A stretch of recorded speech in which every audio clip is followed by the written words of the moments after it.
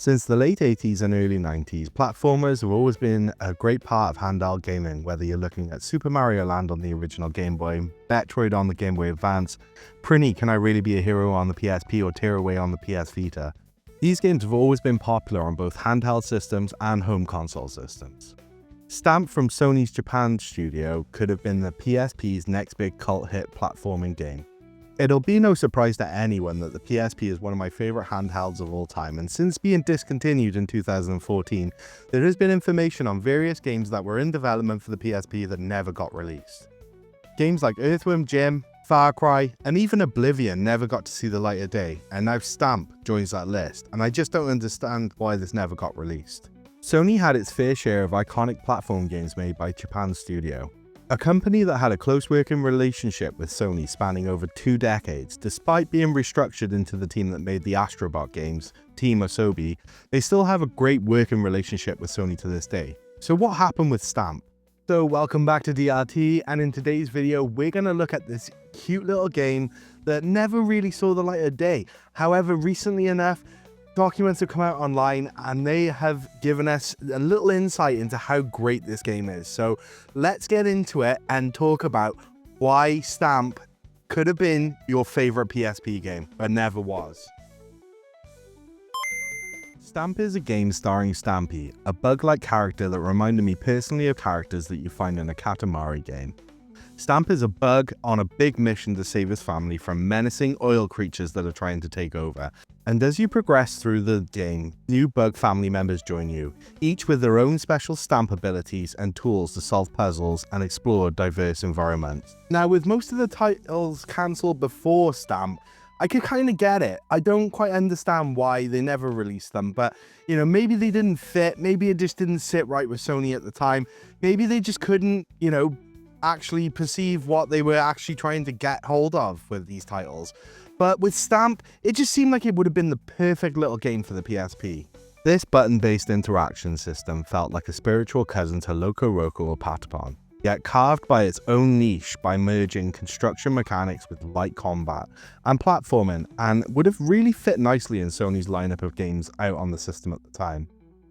Sony's iconic buttons were at the forefront of its controls. Stamp was a puzzle platformer with a uniquely tactile mechanic. Each face button of the PSP generated a different type of stampable object that you would allow to traverse through the world. Pressing square created solid platforms that you'd be able to build up and get to areas that are unreachable. It seems like Japan Studio had really thought out this fun little Sony game. The circle button summoned springy trampolines that you could bounce on, and the triangle would launch offensive weapons and items that would allow you to take down enemies in the game. And the X button would allow you to erase existing stamps on screen. You've got to give it to Japan Studio for trying something new and exciting that made you approach different parts of the game and really think about different ways you could tackle what's ahead. The level design appeared to be carefully created as well, to scale and complexity, challenging players to not only think about where to go, but also how to build their path there. Now, because there's no playable demo, it's really hard to grasp the details of the levels, but it really feels like this is the direction the game was going in. Stamp leaned into a warm, papercraft-inspired aesthetic.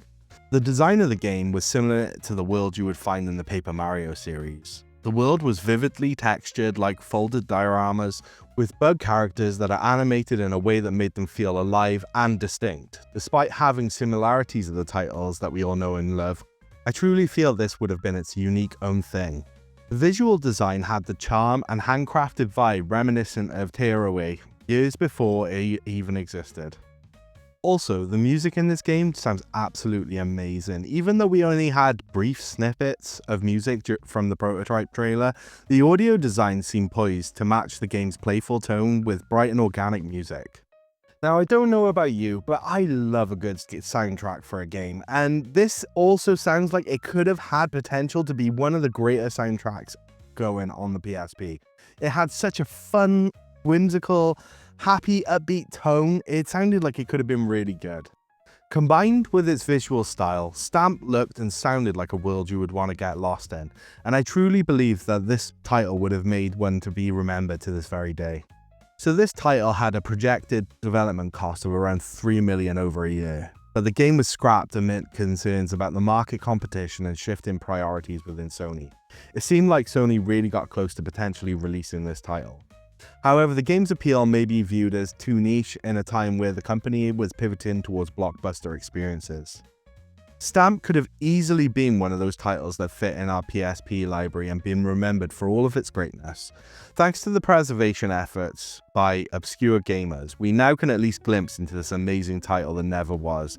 During this time, Sony was looking to move towards bigger narrative stories, and Stamp unfortunately did not fit that bill, but it still had a ton of potential. And there we have it. So that is Stamp on the PSP. Now, I really have to give it out to the obscure gamers for releasing these documents, and it just seemed like Sony were like this close to releasing the game, and it's such a shame that it never got released. Now, one thing that is kind of bugging me a little bit is with these sorts of things, I like to check out a little demo, give it a go, and there is no available demo. There is no available ROM at the time of this recording, and I really hope that somewhere down the line something, gets unearthed and we can actually play this little game, because it does seem like a really fun game.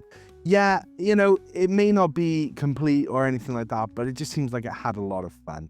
The other thing that I wanted to talk about briefly as well was the fact that this game actually meant to have 2-player ad hoc play on it. Now, this could have been a really fun, neat little feature where you play with your buddy and you kind of can help traverse through the land, defeat bosses, all that kind of stuff. In the documents, it actually shows 3 stages where you play as multiplayer, and I would have loved to have seen that. It would have been really cool. So overall, I'm really impressed with this little thing, and it's got so much information there. I don't understand why there isn't a ROM of this. I don't understand why it never came out. I really truly believe this could have been something that we would have seen and would have loved on the PSP. So if you enjoyed this video, let us know down in the comments below. Have you heard about this game? Have you seen this game?